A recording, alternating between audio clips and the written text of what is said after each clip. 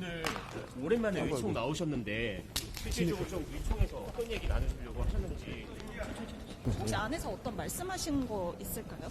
아니, 오늘은 뭐 특별한 그런 건 없었습니다. 사실 지금 헌법재판관 임명 관련해서 당에서는 안 된다, 권한이 없다 이렇게 얘기하는데 사실 이번 탄핵 강하게 찬성하시고 얘기하셨잖아요. 그분 관련해서는 좀 어떻게 보시는지 이야기 듣고 싶습니다. 저는 기본적으로 우리 당이 지금 뭐 책임을 다하겠다라는 표를 걸었지 않습니까? 말만 아니라 행동으로 책임을 다해야 한다고 생각하고요. 그러면 보다 적극적인 모습으로 책임을 다해야 되고, 그것이 탄핵 절차가 원만하게 진행되는데 필요한 모든 부분에 협조를 다하는 것이라 생각을 합니다. 왜냐하면 탄핵 절차가 지연되면 국가 경제적으로 또 사회적으로 외교적으로 너무나 혼란이 커지고 또 피해가 커집니다. 이번에 비상계엄에 대해서는 국민들께서 직접 보셨습니다. 국회에 무장 군인들이 들어와서 국회의원을 끌어내려고 했다라는 것을 보셨고, 또 비상계엄이라고 하는 것은 우리가 이미 목도에서 알고 있습니다. 예전 전두환 전 대통령이 비상계엄을 해서 민주 인사들을, 정치적 반대 세력들을 가두고 고문하고 살해하고, 그래서 7년 8년 아주 긴 세월 동안 처절한 투쟁 끝에 민주주의를 다시 일으켜낸 겁니다. 그 민주주의가 2024년도에 무너질 뻔한 위기를 겪은 것이고요. 이것은 민주주의의 본질이 흐려졌던 너무나 큰 잘못이기 때문에 우리 당은 정말 책임을 지고 열심히 사태 수습에 협조를 해야 한다고 생각합니다. 그래서 우리 당이 국민의힘 책임을 다하겠습니다라고 표도 걸었지 않습니까? 말뿐만 아닌 행동으로 이어졌으면 하는 바람입니다. 그래서 기본적으로는 헌법재판관 임명에 대해서 여러 가지 견해가 있을 수는 있겠지만 저는 적극적으로 협조를 해야 한다는 생각이고요.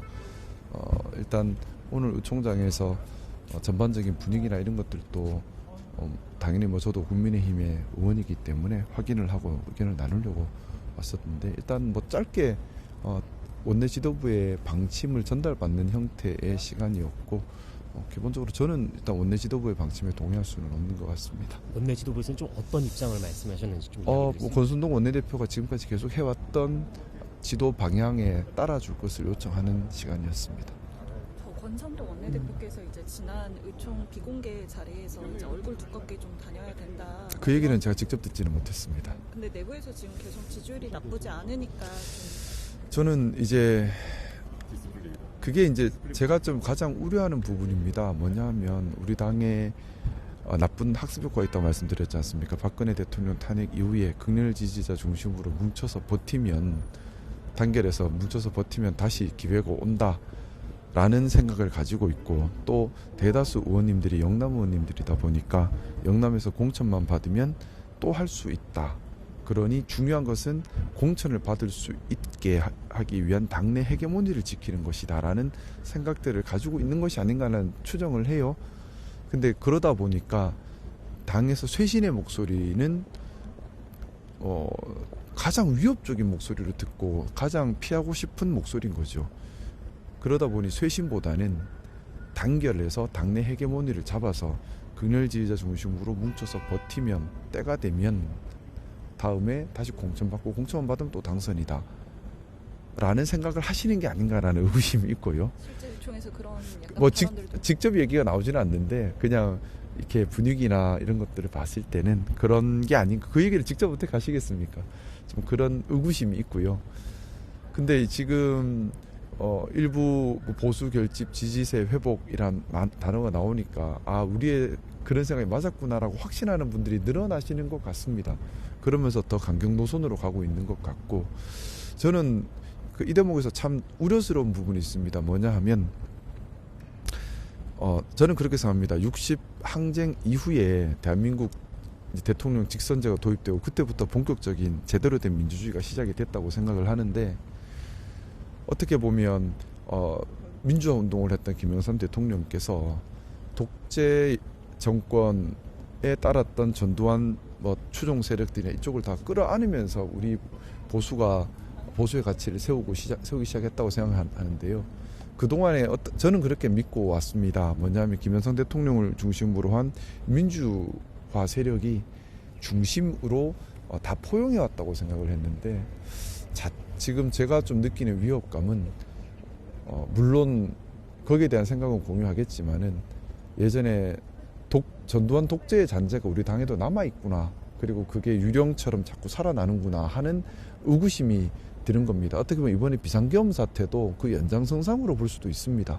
또한 예를 들어 제가 당과 다른 목소리를 낸다고 해서 빨갱이다라는 욕도 많이들 하시는데, 빨갱이다, 지역감정, 사실 다 전두환 이 독재를 위해서 또 반대 정파 탄압을 위해서 만들어야 된 논리들이지 않습니까? 그게 아직까지 생명력을 유지하고 있구나라는 생각을 좀 충격적으로 하고 있고요. 그래서 지금 이 비상계엄 이후에 후속 논의들은 저는 그렇게 생각합니다. 민주주의 위기에 대해서 민주주의를 다시 지키기 위한 논의고, 그리고 우리 민주화 세력 안에 독재의 잔상이 남아있다면 그 독재의 잔상을 청산하는 논의다. 그렇기 때문에 힘들더라도 용기를 내야 되고, 국민들께서도 그런 연장선상에서 이게 단순히 진영 논리가 아니라, 진영의 싸움이 아닙니다. 진영의 싸움으로 보실 것이 아니라 민주주의와 독재의 잔상과의 싸움이다. 이렇게 좀 봐주시는 게 정확한 표현이 아닌가 생각합니다. 민주주의와 반민주의 싸움이다 생각합니다. 한 가지 더 물어보면 안 될까요? 사실 권영세 비대위원장 인선 때 자리하지 않으신 걸로 알고 있습니다. 권영세 비대위원 내정자 같은 경우에는 탄핵에 대해서 아직 결정되지 않았다 이렇게 얘기하면서 좀 부정적 입장을 표하셨는데요. 네. 실질적으로 이제 권영세 체제에서, 비대위 체제에서 좀 네. 어떻게 당이 운영될 것으로 보고 찬성하는 입장, 탄핵에 찬성하는 입장으로 좀 네. 어떻게 보시는지 솔직한 감정 좀 이야기 듣고 싶습니다.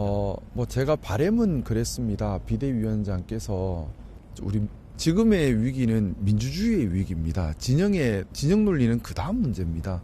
민주주의 위기이기 때문에 투철한 민주주의에 대한 의식과 확고한 마음을 가지신 분께서 비대위원장이 되셔서 당이 민주주의 보수주의 정당으로 다시 자리매김할 수 있도록 이끌어 주시기를 좀 바랬고요. 그건 원내가 아니라 원외에도 가능하다는 생각을 가지고 있었습니다. 하지만 뭐 원내대표 선출이나 이런 부분들은 저 혼자 결정으로 할 수 있는 건 아니고, 또 어떻게 보면 의총에서 말이 나오는 게 중요한 것이 아니라 의원님들 간의 평소 소통이 더 중요한 부분이고요. 그런데 좀 안타깝게도 그 대통령 담화 이후에 소위 말하는 이제 예전 친윤 세력이 결집을 다시 하면서 권선동 원내대표님이 압도적인 세력으로 당선이 되셨지요. 그 후에 일단 저도 함부로 평가할 건 아니라서 방향이 어디로 가는지 지켜보면서 제가 할 역할이나 이런 것들을 고민하고 있는 단계인데, 그 이후에 지금까지의 방향은 사실은 조금 실망스럽습니다. 뭐냐 하면 민주와 반민주, 민주주의와 반민주주의의 대결인데, 진영 논리를 떠나서요. 그러면 반민주주의, 민주주의를 파괴하려고 했던 윤석열 대통령과는 정확하게 선을 끊고, 그리고 민주주의를 파괴하려고 했던 어쩌면 독재의 잔상들이거든요. 지금 보면 윤석열 대통령의 논거나 따르는 사람들이 주장하는 바들을 보면 예전 전두환 독재 시대 때 주장했던 논거들이 다 살아나고 있습니다. 빨갱이, 무슨 친중, 친북, 종북, 다 그때 논리들이 다시 살아나고 있거든요. 아직 민주주의를 극복을 민주주의로 가야 되는데 독재 때 썼던 논리들이 다 나오고 있어요. 근데 과연 우리가 그때 빨갱이를 했던 사람들이 빨갱이인가요? 민주투사들이 왜 빨갱이입니까? 우리가 대통령 직선제를 하려고 애를 썼던 그 노력이 빨갱이일 수는 없잖아요. 그거는 민주주의를 만들려고 했던 노력들이거든요. 그런데 저는 대통령께서 이런 반헌법적인 비상계엄을 실시하려고 했던 것이 어떻게 보면 전두환이 빠졌던 논리적 오류와 같다고 봅니다. 그리고 그렇기 때문에 정확하게 선긋기를 하고 우리는 민주주의를 추구하는 민주주의 보수 정당이다라는 색깔을 명확하게 해야 하는데 그러지 못하고 있는 것 같아요. 저는 좀 조심스럽습니다.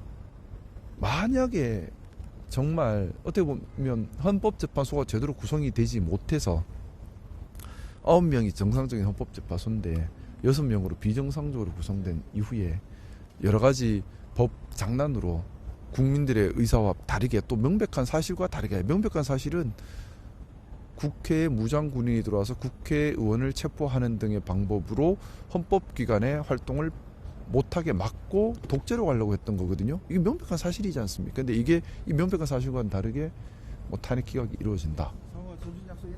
예. 만약에 하나 그렇게 되면 저는 대한민국이 30년 뒤로 후퇴할 뿐만 아니라 잘못하면 내전 상태가 될까 우려스럽습니다. 국민들께서 용납하시겠습니까? 국민들께서는 더 강하게 저항하실 것이고요. 근데 지금 윤석열 대통령의 불안정한 상태로 봤을 때는 권력을 다시 잡는다면 무력 진압도 가능하다고 봅니다. 우리 대한민국이 순식간에 자칫 잘못하면 시리아 같은 형국이 될 수도 있다고 생각합니다. 역사적인 변곡점이라 생각하고요. 정말 우리가 민주주의에 대해서 지금 2024년에 이 이야기를 한다는 게 너무 답답하고 저도 참담한 심정인데 우리가 민주주의에 대해서 다시 한번 생각을 해야 될 고비라고 생각합니다. 이 민주주의에 대해서 다시 한번 생각을 해야 되고 피로써 만들어 온 거 지켜야 되는 거거든요. 당연한 명제고요. 그래서 그런 면에서는 우리 원내대표님과 당대표님께서 방향을 그렇게 좀 잡아주시기를 간곡히 바라는 마음이고요. 근데 저 혼자 할 수 있는 건 아니라서 간곡히 직원 드리고 또 제 목소리 내면서 방향을 그렇게 잡기 위해서 노력을 계속 하는 것이 지금 제 역할이라 생각하고 있습니다. 이 정도는 충분할 것 같습니다. 네, 죄송합니다. 아유, 감사합니다. 감사합니다. 예, 죄송합니다. 아유, 고생 많으십니다. 아유, 아닙니다. 한 대표님하고는 좀 연락 좀 주고받고 하세요? 네, 그냥 목소리 듣고 싶을 때 전화드려요. 아, 그래요? 지금은 뭐 서울에 안 계신다는 이야기가 있어갖고. 저도 구체적으로 어디 계신지 뭐 하고 계신지 묻지는 않아요. 그냥 네. 이번에도 크리스마스 앞두고 크리스마스 잘 보냈으면 좋겠다. 제가 본 한 대표님은 되게 바른 분이세요. 되게 바르게 하려고 애쓰셨던 분이시고, 그래서 바르게 옳은 목소리 내는 사람들이 배신자로 낙인 찍히고 밀려나고 이런 부분들은 앞으로는 좀 국민들께서 지켜주셨으면 하는 바람입니다. 알겠습니다. 아유, 너무 감사합니다. 연휴 최대 연락 드릴게요. 감사합니다. 예.